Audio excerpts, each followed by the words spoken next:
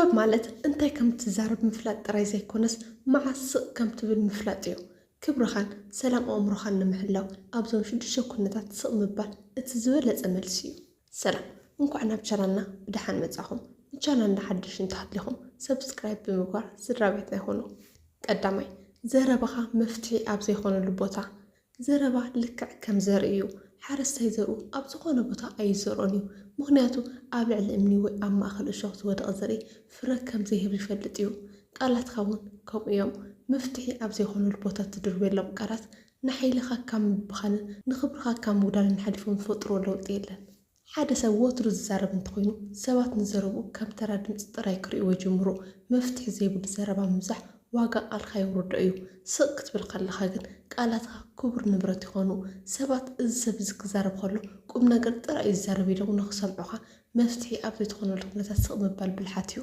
ሓደ ግዜ ኩነታት ክበላሸው ሰባት ክበኣሱ ወይ ክሓርቁ ከለው እቲ ሃዋህው መፍትሒ ንምቕባል ድልው ኣይኮነን ኣብቲ ግዜ እትዛረቦ ሓቂ እኳ እንተኾነ ንሰባት ክቆጥዕ ወይ ነቲ ባእስ ከገድድ ይኽእል እዩ ልክዕ ከም ተሓዊ ንጥፋእ ማይ ዘይኮነስ ንፋስ ከም ምጥቃም ማለት እዩ ንፋስ ንሓዊ የጋዶ እምበር ኣየጥፍኦን ስለዚ ቃላትካ ነቲ ሃልሃልታ ናይቲ ፀገም ዘይስሕሎ እንተኮይኑ ካብ ምዝራብ ስቕ ምባል ናይ ሰላም መንገዲ እዩ መፍትሒ ክትኸውን ዘይትኽእለሉ ቦታ ምናልባት ምስማዕ ጥራይ ዘድልክ ቦታ ክኸውን ይኽእል እዩ ብዙሕ ግዜ ሰባት ፍታሕ ዘይኮነስ ሰማዕ እዮም ዝደልዩ ኣብ ክንዲ ከም ዝግበር ከምቲ ግበር እናበልካ ዘይሰርሕ ምክሪ ትህብ ብፅሞና ምስ ባዕኻ ንባዕሉ ዓብዪ መፍትሒ እዩ ስቕታኻ ንካልኦት ቦታ ሂቦም ንዓኻ ድማ ዝያዳ ክትዕዘብን ክትምሃርን ዕድል ይፈጥር ብልሓት ማለት እንታይ ከም ትዛረብ ምፍላጥ ጥራይ ዘይኮነስ መዓስቕ ከም ትብል ምፍላጥ እውን እዩ ቃልካ መፍትሒ ክኸውን እንተዘይኽእሉ ስቕታኻ ግን እንተንኣስ ሰላም ክኸውን ይኽእል እዩ ካልኣይ ስምዒታዊ ኣብ ትኾነሉ ግዜ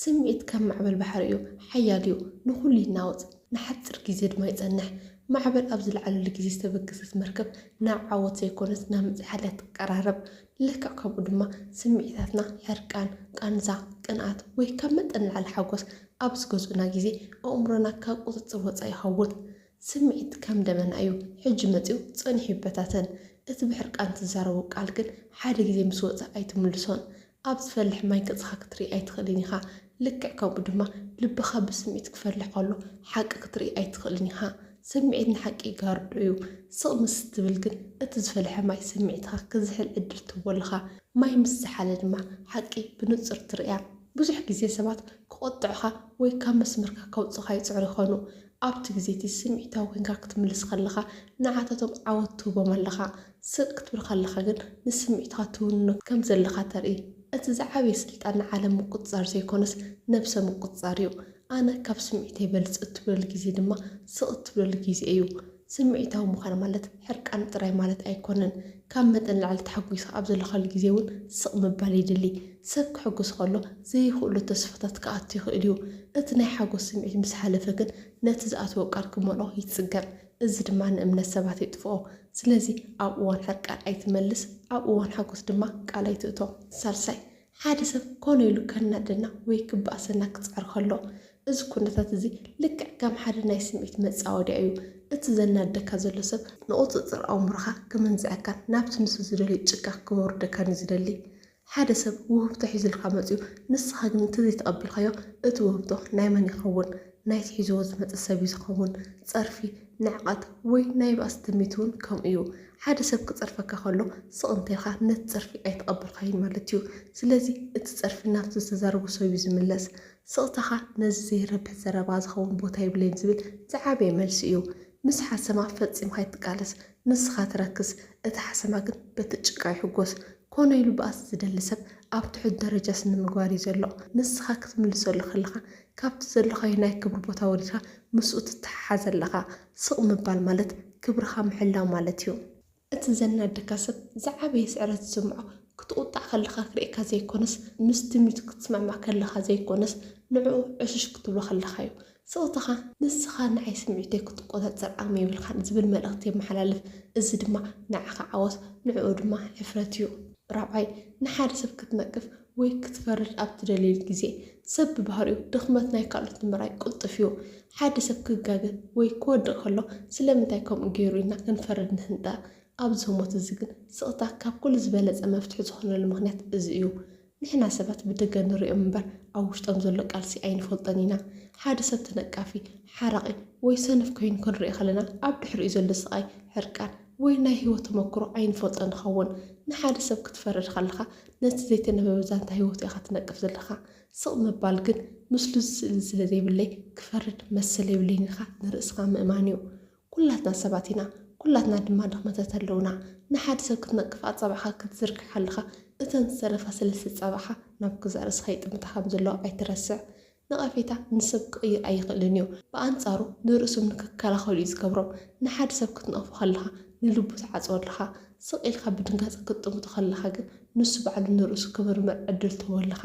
ቃላትካ ቁስሊ ኣብ ክንዲ ዝኾኑ ስቕትኻ ፎብስ ክኸውን ይኽእል። ሰብ ንዝተዘረብካ ይርስዖ ይኸውን፣ ነቲ ዝፈረድካሉ ስምዒት ግን ኣይርስዖን እዩ። ሓደ ግዜ ትዛረቦ ነቐፌታ ሓቂ ክኸውን ይኽእል እዩ። እንተኾነ ግን ሓቂ ብዘይ ፍቕሪ እንተተነጊራ መጥቃዕቲ እያ ትኸውን። ፍርዲ ናይ ኩለንተናዊ ፍልጠት ጉዳይ እዩ። ንሕና ድማ ኩሉ ኣይንፈልጦን ኢና። ስቕ ምባል ንካልኦት ሰባት ዘለና ኣኽብሮት ጥራይ ዘይኮነስ ንርእስና ዘለና ትሕትና እውን እዩ። ሰባት ንዘይርእይዎ ይፈርዱ፣ ጥበበኛታት ግን ንዝተሰምዖም ይርድኡ። ሓምሻይ ብዛዕባ ሓደ ነገር እኹል ሓበሬታ ወይ ፍልጠት ምስ ዘይህልወካ ኣፍካ ክፉት ኣብ ዝኾነሉ ግዜ ኣእምሮኻ ክፉት ክኸውን ኣይኽእልን እዩ። ፍልጠት ክመፅእ ዝኽእል ብኣፍ ዘይኮነስ ብእዝኒ እዩ። ብዛዕባ ዘይትፈልጦ ነገር ስቕ ምባል ድኻምነት ዘይኮነስ ነቲ ሓቀኛ ፍልጠት ክትኸፍቶ ናይ እምሮ ማዕፆ እዩ። ባዶ ዕትሮ ክትኩስኩሶ ከለካ ድምፁ ዓብዪ እዩ፣ እቲ ዝመልአ ግን ድምፁ ትሑት እዩ። ልክዕ ከምኡ ድማ ፍልጠት ዘይብሉ ሰብ ነቲ ዘይፈልጦ ነገር ንምሽፋል ቃላት የብዝሕ። ስቕ ክትብላ ከለካ ግን ንባዕልካ ካብቲ ባዶ ምዃን ተድሕና ኣለካ። ሰባት ብስቕታኻ ምናልባት ይፈልጥ ይኸውን ኢሎም ክሓስቡ ይኽእሉ እዮም። ክትዛረብ ምስ ትጅምር ግን ነቲ ዘይፍልጠትካ ተቃልዖ ኣለካ። ኩሉ ነገር ዝፈልጥ ሰብ የለን። ኩሉ ነገር ከም ትፈልጥ ኮንካ ትቐርብ ምፍታን ግን ተኣማንነትካ ይጥፎ እዩ።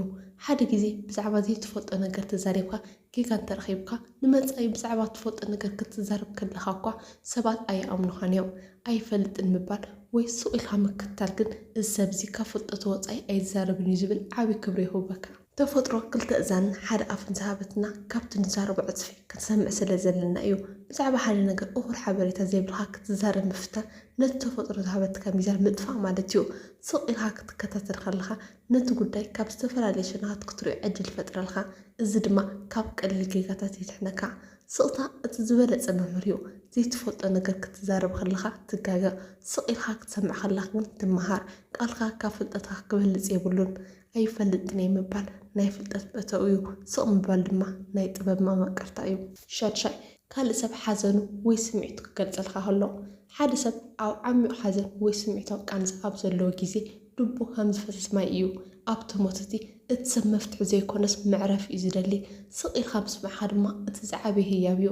መብዛሕትኡ ግዜ ሓደ ሰብ ክሓዝን ከሎ ከም ዝግበር ኣይትሕዘን ኩሉ ክሓልፍ እናበልና ምፅንዕና ንፈቲ።